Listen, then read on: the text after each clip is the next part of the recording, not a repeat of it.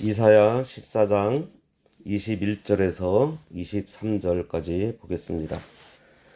너희는 그들의 조상들의 죄악으로 말미암아 그의 자손 도륙하기를 준비하여 그들이 일어나 땅을 차지하여 성읍들로 세상을 가득하게 하지 못하게 하라. 만군의 여호와께서 말씀하시되 내가 일어나 그들을 쳐서 이름과 남은 자와 아들과 후손을 바벨론에서 끊으리라. 나 여호와의 말이니라. 내가 또 그것이 고슴도치의 굴혈과 물 웅덩이가 되게 하고 또 멸망의 빗자루로 청소하리라. 나 만군의 여호와의 말이니라 하시니라. 오늘 말씀의 제목은 멸망의 빗자루로 청소하리라입니다. 어제는 교만했던 바벨론의 종말의 비참함에 대해서 예언했습니다. 오늘은 하나님께서 메대와 바사에게 바벨론에 대해서 어떻게 해야 할지 명령하는 내용이에요. 21절 보면 너희는 그들의 조상들의 죄악으로 말미암아 그의 자손 도륙하기를 준비하여 그들이 일어나 땅을 차지하여 성읍들로 세상을 가득하게 하지 못하게 하라. 여기서 너희는 바벨론에 대한 하나님의 심판의 도구로 사용된 메대와 바사의 군대를 가리킵니다. 따라서 이 말씀은 앞절과 같은 의미로 하나님께서 메대 바사의 군대를 사용하셔서 교만한 바벨론 왕조의 자손들이 더 이상 나라를 일으키지 못하도록 토벌하시겠다는 말씀이에요. 여기서 자손들이 그들의 조상들의 죄악으로 말미암아 도륙된다는 이 말씀은 자식이 그 아비의 죄악으로 인해 심판받지 않는다는 에스겔 18장 20절 말씀과 모순되는 것처럼 보입니다.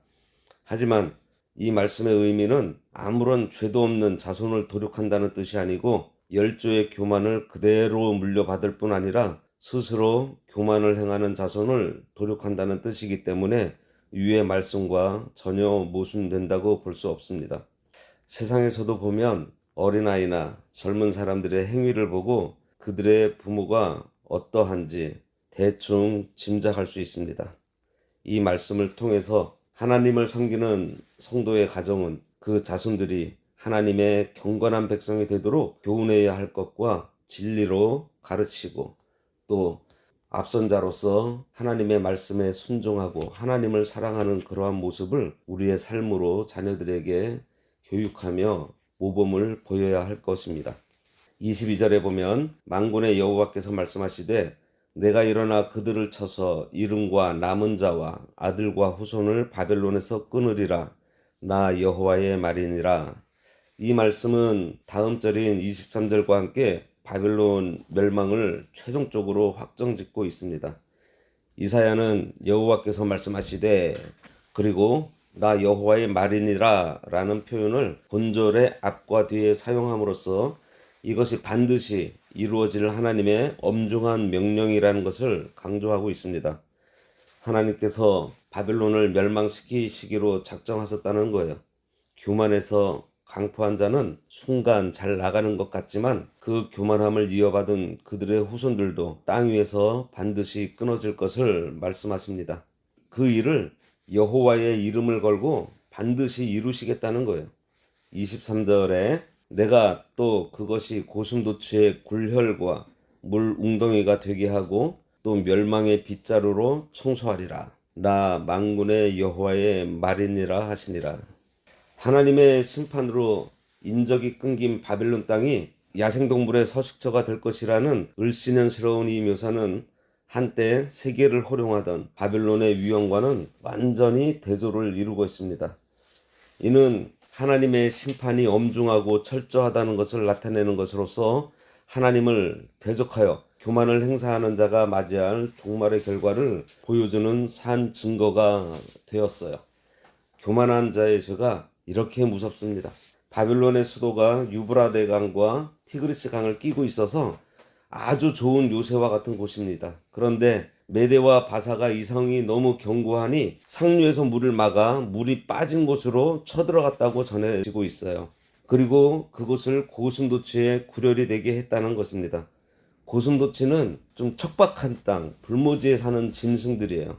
그렇게 좋던 곳이 불모지가 되고 늪이 되어 다시는 바벨론이 건축되지 못하게 한다는 말씀입니다. 이 말씀이 문자 그대로 이루어져서 지금도 관광객들이 낮에만 얼른 구경하고 돌아오는 곳이 되고 말았습니다. 이곳을 관광하고 온 사람들은 혀를 내두르면서 어쩌면 성경에 그림을 그리듯이 예언되어 있고 그것이 어떻게 그대로 성취가 되었지? 하며 많이들 놀란다고 합니다. 참으로 성경은 하나님께서 기록하신 것이 맞아요. 전지전능하신 하나님이 아니고서는 이런 말씀을 기록한다는 것이 불가능합니다. 성경에 있는 예언들이 역사 가운데 성취되었다는 이 성경의 기록은 참으로 귀중한 증거인 것입니다. 이후에 보겠지만 이사야가 사역할 당시 유다는 망하지 않았어요.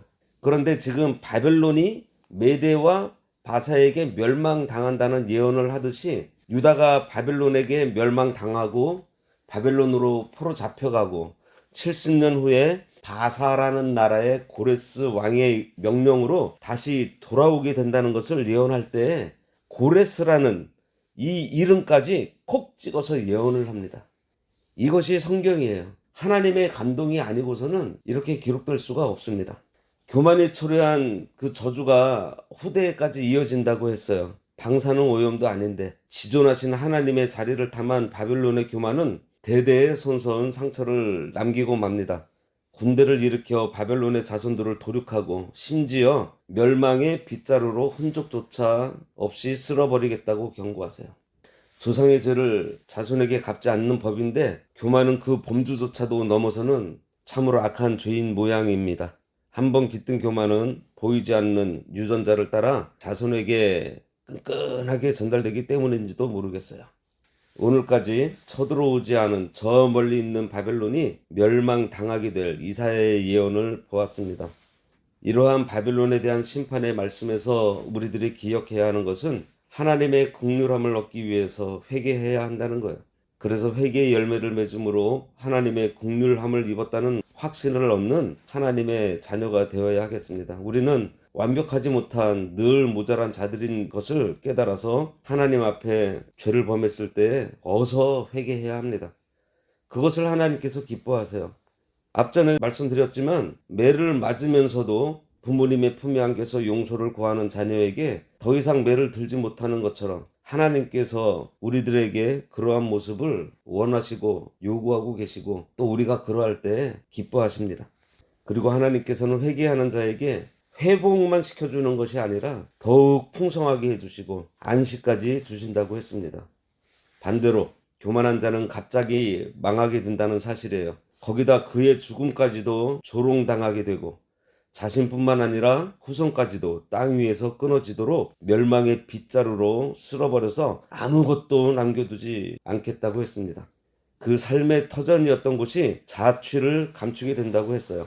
그러니 우리는 늘 우리 자신을 돌아보면서 진리로 거룩함을 입어나가야 합니다. 그래서 하나님과 늘 동행하며 하나님께서 베풀어 주시는 그 은혜 가운데 감사하며 찬양하는 삶을 살아가야 하겠습니다. 기도하겠습니다. 하나님 아버지 은혜를 감사합니다. 이 바벨론과 같은 세상이 교만하여서 이제 하나님보다 높아지려 하고 강포와 악을 행함으로 하나님의 진노가 이제 내릴 때가 된 말세와 같은 이 세상에 하나님께서 징계하실 때에 멸망의 빗자루로 쓸어버려 아무것도 남지 못하도록 하신다고 하셨사오니 하나님 우리가 그러한 가운데 개인적으로도 저희들 교만하지 않도록 하여 주시고 참 이 교만한 자가 후대에까지 영향을 미치는 심판을 받게 된다는 것을 우리가 깨달아서 우리의 삶 가운데 늘 상가조심하며 교만한 것들을 다 내어버리고 겸손과 온유함으로 우리 자녀들에게 또 우리 지역사회에 또 많은 이들에게 믿음의 모범을 보여서 하나님께서 싫어하시는 교만한 죄 가운데 빠지지 않도록 저희들 붙들어 주시옵소서. 오늘 하루도 하나님의 은혜 가운데 겸손함으로 살게 해주시고 교만하지 않도록 삼가조심하는 저희들 되도록 인도하여 주시옵소서. 예수님의 이름으로 기도드리옵나이다. 아멘. 하늘에 계신 우리 아버지여 이름이 거룩히 여김을 받으시오며 나라가 임하시오며 뜻이 하늘에서 이루어진 것 같이 땅에서도 이루어지이다. 오늘날 우리에게 일용할 양식을 주옵시고 우리가 우리에게 죄 지은 자를 사하여 준 것 같이 우리 죄를 사하여 주옵시고 우리를 시험에 들게 하지 마옵시고 다만 악에서 구하옵소서. 대개 나라와 권세와 영광이 아버지께 영원히 있사옵나이다. 아멘.